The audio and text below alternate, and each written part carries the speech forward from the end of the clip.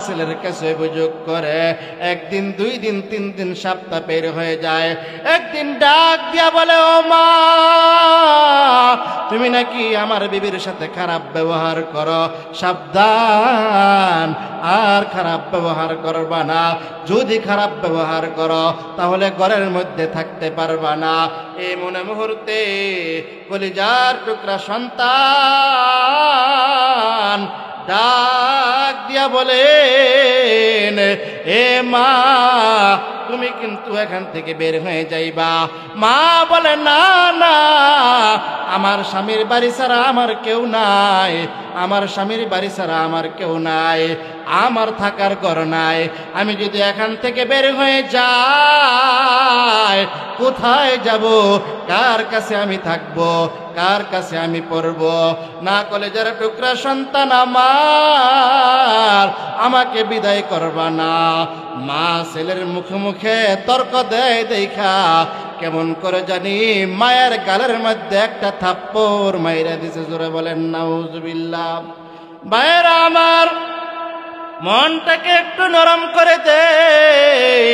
মায়ের গালের মধ্যে থাপ্পড় মারার পরে মা হতভম্ব হয়ে গেছে, মা স্তব্ধ হয়ে গেছে। মা ডাক দিয়া বলে, কলেজের টুকরা সন্তান আমার, যে হাত দিয়ে তুমি আমার গালের মধ্যে থাপ্পড় মারছো, আমি এই হাতের মধ্যে মা কত হাজার বার চুমা খাইছি রে সন্তান। তোর হাতের মধ্যে আমি মা কতবার চুমা খাইছি, কত লক্ষ বার তোর হাতের মধ্যে আমি আদর করছি। মা সন্তানের সাথে তর্ক বিতর্ক করে দেখা কেমন করে জানি কলিজার টুকরা সন্তান আবার মাকে ডাক দিয়া বলে, আর যদি চিকরা বাকরা করো, আর যদি কোনো আবদার করো, তাহলে এখান থেকে তুমি আর রক্ষা পাবা না। পরের দিন মা ভয়ে কোনো কথা কয় না। এবার ডাক দিয়া বলে, ও মা, আর তুমি ঘরের মধ্যে থাকতে পারবা না। এই মুহূর্তে তুমি ঘর থেকে বের হয়ে যাও। মা না পাইরা সন্তানের পায়ের মধ্যে গিয়া 2টা হাত দিয়া দিছে, পায়ে দইরা মাপ চাইতেছে। কলেজার টুকরা সন্তান আমার, মানুষের মতো মানুষ বানাইলাম, নিজে না খাইয়া তোমাকে খাওয়াইলাম, নিজে না পইরা তোমাকে পড়াইলাম। ও সন্তান, এই মুহূর্তে যদি আমাকে বাড়ি থেকে বের করে দাও, তাহলে আমি কোথায় যাব? কার কাছে যাব? আমি তোমাকে ছাড়া থাকতে পারবো না। এই কথা বলতে দেরি, এই কথা বলতে দেরি কলেজার টুকরা সন্তান মায়ের বুকের মধ্যে লাথি মাইরা দিছে। জোরে বলেন নাউজুবিল্লাহ। ভাইরা আমার, লম্বা চূড়া আলোচনা। মা ডাক দিয়া বলে, কলেজার টুকরা সন্তান আমার, যে বুক থেকে আমি মায়ে তোমাকে মন কেমন দুধ পান করাইছি, যে বুকের মধ্যে তোমাকে রাইখা কত ঘুম পাড়াইছি, সকাল বেলা তোমাকে বুকের মধ্যে নিছি, বিকাল বেলা তোমাকে একটু বুক থেকে সরাইছি, সন্ধ্যাবেলা তোমাকে বুকের মধ্যে রাখলাম, সকাল বেলা তোমাকে আমি বুক থেকে সরাইলাম। ও সন্তান, প্রচন্ড শীতের মধ্যে আমি মা ভিজা জায়গায় শুইয়া তোমাকে আমি শুকনা জায়গার মধ্যে শুয়াইছি, মনকে মন দুধ খাওয়াইলাম। হো কলিজার টুকরা সন্তান আমার, তুমি আমার বুকের মধ্যে কিভাবে লাথি মারলা? মা তারপর ডাক দিয়া বলে, বাবা,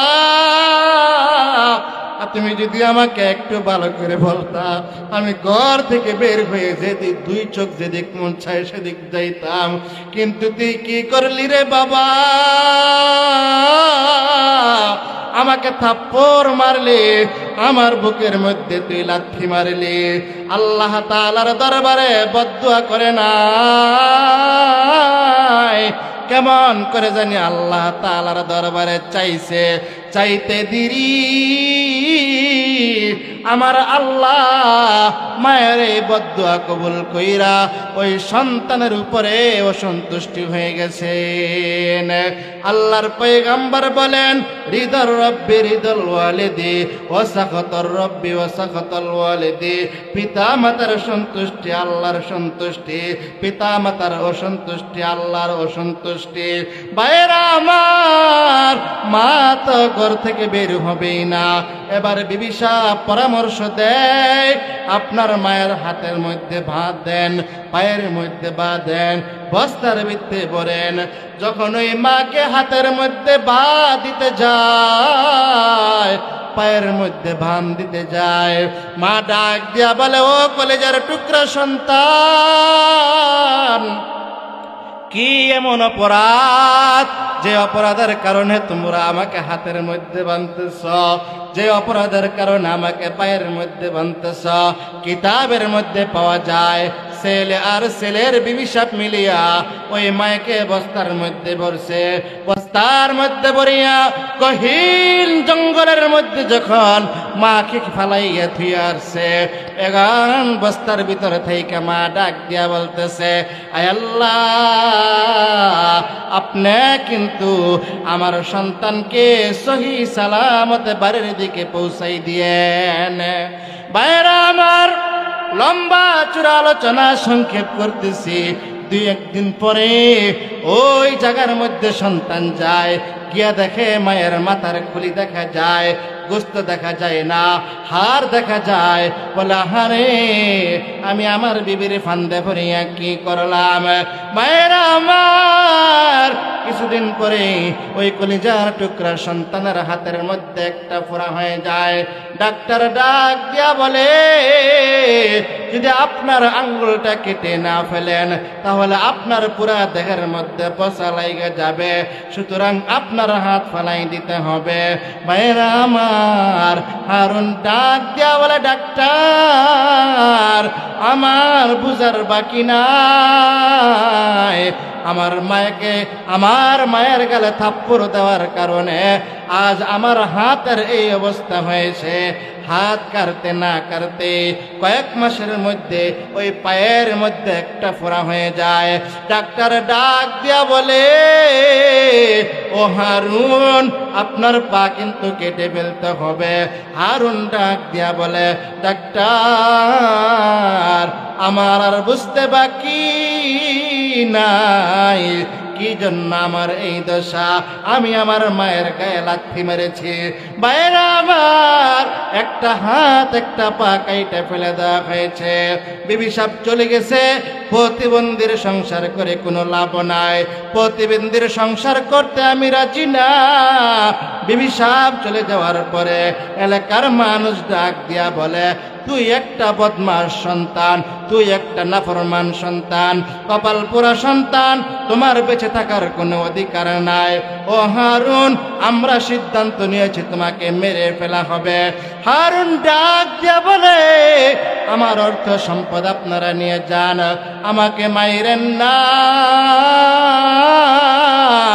আপনাদের কাছে একটা আবদার, আমাকে আপনারা মারবেন না, আমার অর্থ সম্পদ নিয়ে যান, বিনিময়ে আমাকে একটু কাবার চত্বরে ফেলাইয়া দিয়েছেন। কাবার চত্বরে যখন এই ফেলাইল, তখন এই 40 বছর যাবৎ তাওয়াফ করতেছে। তাওয়াফ করে এবার বাইজিদ যখন, এবার ওই হারুন যখন ডাক দিয়া বলে, আল্লাহুম্মা লাব্বাইক, আল্লাহুম্মা লাব্বাইক, আল্লাহুম্মা লাব্বাইক, তখন আল্লাহ রব্বুল আলামিনের পক্ষ থেকে আসে, লা লাব্বাইক, লা লাব্বাইক, নারে তাকবীর। বিশেষ বক্তার আগমন, বিশেষ বক্তার আগমন, লাল গোলাপ শুভেচ্ছা, নারে তাকবীর। ভাইয়েরা আমার, বাইজিদ বুস্তামি রহমতুল্লাহি আলাইহি এই ঘটনা শুনিয়া আশ্চর্য হয়ে গেলেন এবং বলেন, হারুন, তোমার বিষয়টা শুনিয়া আমার খুব খারাপ লাগছে। আমি আল্লাহ তাআলার দরবারে দোয়া করি, আল্লাহ তাআলা যেন তোমাকে মাফ করে দেয়। যেমন এই মুহূর্তে আল্লাহ রব্বুল আলামিনের দরবারে দুইখানা হাত তুলবে, আল্লাহ রব্বুল আলামিন ডাক দিয়া বলে, ও বাইজিত, সাবধান সাবধান, এই নাফরমানের ব্যাপারে হাত তুলবা না, এই নাফরমানের ব্যাপারে হাত তুলবা না। যদি এই কপাল পোড়ার ব্যাপারে হাত তুলো তাহলে তোমার নাম কিন্তু ওলির খাতা থেকে চলে যাবে। তাহলে বোঝা গেল আমাদের সমাজে আব্বা আম্মার সাথে খারাপ ব্যবহার করে এমন সন্তান আছে না নাই?